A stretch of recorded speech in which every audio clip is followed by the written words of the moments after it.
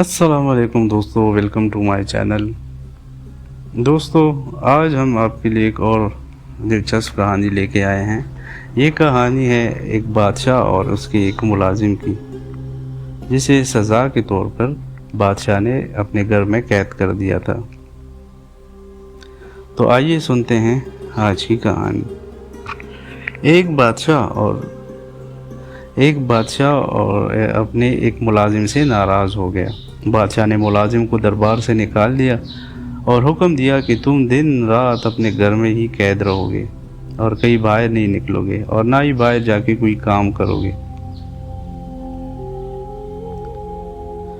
بظاہر تو یہ کوئی کڑی سزا نہ تھی اور نہ ہی ایسی قید تھی جس میں اس ملازم کو تکلیف ہوتی۔ اسے تو اپنے گھر میں ہی رہنا تھا، لیکن اس حالات میں چند ماہ گزرنے کے بعد وہ گھبرا گیا۔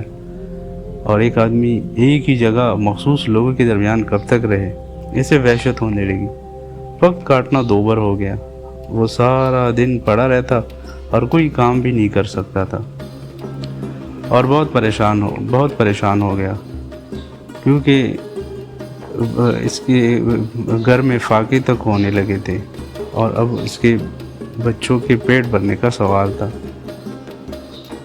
اور وہ گھر سے باہر قدم نکال نہیں سکتا تھا، اور جب گھر سے باہر نکلے گا نہیں تو بیوی بچوں کو کھلائے گا کہاں سے۔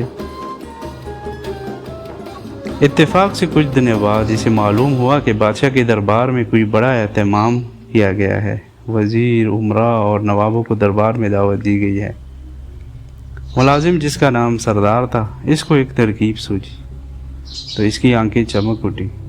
اس نے اپنی بیوی کو پڑوس میں ایک قیمتی جوڑا لانے کے لیے بھیجا۔ وہ پڑوس سے قیمتی جوڑا لے آئی۔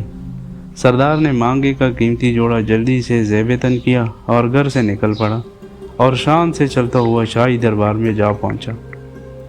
درباری سمجھے کہ کوئی معزز مہمان ہے، وہ پہچان نہ پائے، اور سردار بڑے ادب سے دربار میں دوسرے بڑے لوگوں کے ساتھ کرسی پہ بیٹھ گیا۔ دربار شروع ہوا، تمام رسمیں ادا کی گئی۔ اس کے بعد دسترخوان پر اعلیٰ قسم کے کھانے رکھے گئے۔ سردار نے بھی ہاتھ بڑھا کر خوب ڈٹ کر کھانا کھایا، اور پھر نظر بچا کر بڑی چالاکی سے سونے کی ایک رکابی اپنے لباس میں چھپا لی، اور دربار ختم ہوتے ہی وہاں سے نظر بچا کے گھر پہنچ گیا۔ گھر آ کر بڑے مزے سے سارا واقعہ اپنی بیوی کو سنایا، اور وہ سونے کی رکابی اپنی بیوی کو دی۔ اس کی بیوی روزانہ اس کا ایک ٹکڑا کاٹ کر بازار جاتی اور جوہری کو فروخت کر کے کچھ رقم لے آتی۔ یوں سردار کی زندگی آرام سے گزرنے لگی اور مالی پریشانی دور ہو گئی۔ ادھر دربار کے ملازموں نے جب دیکھا کہ سونے کی ایک رکابی کم ہے تو وہ بیچارے بہت گھبرائے اور رکابی ڈھونڈنے لگے۔ بادشاہ کے کان تک یہ بات پہنچ گئی۔ جب بادشاہ نے اپنے ملازموں کی یہ حالت دیکھی کہ سب پریشان ہیں، تو بادشاہ نے ان سے کہا کہ مجھے معلوم ہے کہ سونے کی رکابی غائب ہو گئی ہے اور اب وہ تمہیں نہیں ملے گی۔ مجھے یہ بھی معلوم ہے کہ وہ رکابی کس نے چرائی۔ خیر، 1 سال بیت گیا۔ اگلے سال پھر جشن ہوا۔ دربار دوبارہ مہمانوں سے بھر گیا۔ جشن کے اختتام پر مہمانوں کو کھانا دیا گیا۔ سردار اس موقع پر بھی موجود تھا۔ کھانا کھانے کے بعد اس نے نظر بچا کر بڑے اطمینان سے ایک سونے کی رکابی دوبارہ اپنے لباس میں چھپا لی۔ دربار ختم ہوا، مہمان جانے لگے، تو سردار بھی محل کے دروازے سے باہر نکلنے ہی والا تھا کہ اچانک بادشاہ سامنے آ گیا۔ بادشاہ کو دیکھ کر وہ بہت گھبرایا اور گھبرا کے ادھر ادھر دیکھنے لگا، اور اس کے اوسان خطا ہو گئے۔ بادشاہ نے اس کا ہاتھ پکڑ لیا اور کہا کہ پچھلے سال کی رکابی ختم ہو گئی ہے، جو پھر ایک بار رکابی لے کے جا رہے ہوں۔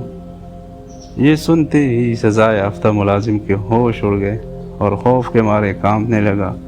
آخرکار بادشاہ کے قدموں میں گر پڑا اور کہنے لگا کہ حضور کے حکم کی تعمیل میں مجھے میرے گھر میں بند کر دیا گیا تھا۔ کئی مہینوں تک پریشان اور تنگ دست رہا، آخر مجبور ہو کر یہ حرکت کی۔ حضور مجھے معاف کر دے، حضور مجھے معاف کر دے۔ اور وہ گڑ گڑانے لگا۔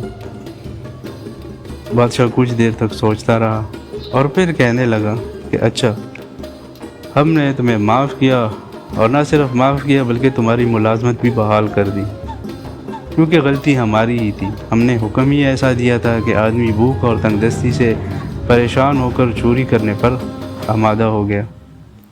اگر ہم تمہیں گھر میں قید نہ کرواتے تو شاید تم کبھی چوری نہ کرتے۔ غلطی تو بادشاہ اور اس ملازم دونوں کی تھی، مگر بڑی بات یہ ہوئی کہ بادشاہ نے اپنی غلطی کا احساس کیا اور اپنے ملازم کو سزا دینے پر شرمندہ ہوا، اور بعد میں اس کی بھرپائی بھی کر دی، اس کو دوبارہ ملازمت میں لے کر۔ تو دوستو، امید ہے کہ آپ کو یہ کہانی پسند آئی ہوگی، اور اگر آپ کو ہماری ویڈیو پسند آئی ہے تو ویڈیو کو لائک کریں، شیئر کریں اور ہمارے چینل کو سبسکرائب کرنا نہ بھولیں۔ اللہ حافظ۔